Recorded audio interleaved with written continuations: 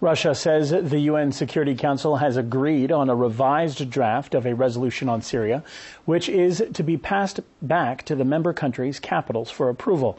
Moscow's UN ambassador Vitaly Churkin reiterated Russia will veto any moves targeting regime change. Now live to New York, where we have Anastasia Churkina waiting there for us. Now, thank you for joining us. What exactly has been agreed after 3 days of intense debate? Sean, like you rightfully say, after 3 days of diplomatic deadlock over this Arab and Western-backed regime change resolution, it looks like Russia's calls that it would not support such resolutions have finally been heard, and we're seeing somewhat of a game changer take place.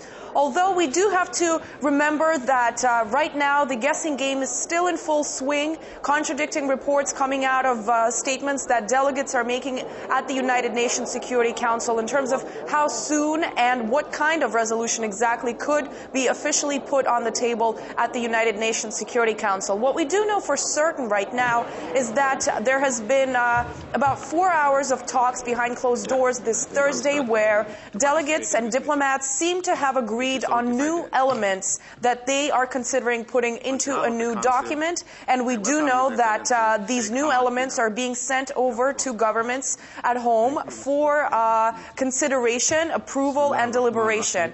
And from what we know, the Russia's ambassador to the UN has said that this does not mean that anything has been fully decided yet. And Russia continues to reiterate that even if a hint of a regime change clause continues to be presented in such a resolution, it would not be supported. Now, what we're hearing in some reports that this clause will actually be non-existent in this new text being considered, whereas earlier the Arab League and the West have been saying that the Syrian leader needs to step down if this does not happen within 15 days. Quote, further measures could take place. Another clause that we're hearing is going to be removed from this document is the arms embargo that Russia has also been opposing. But from what we understand, what will continue to remain in a new text is a support of a facilitation of a political transition. Now, of course, I have to again say that some of the details are still largely up in the air. Some diplomats are saying that a vote could come very shortly, as soon as on Friday. Others are saying that it's going to take a little more time, Monday possibly. But the one thing we know for certain is that these new details are now sent to governments at home. And of course, this could mean that the new details could always be sent back for further deliberation. We don't know. We will just have to wait and see exactly how events play out at the Security Council in the days to come.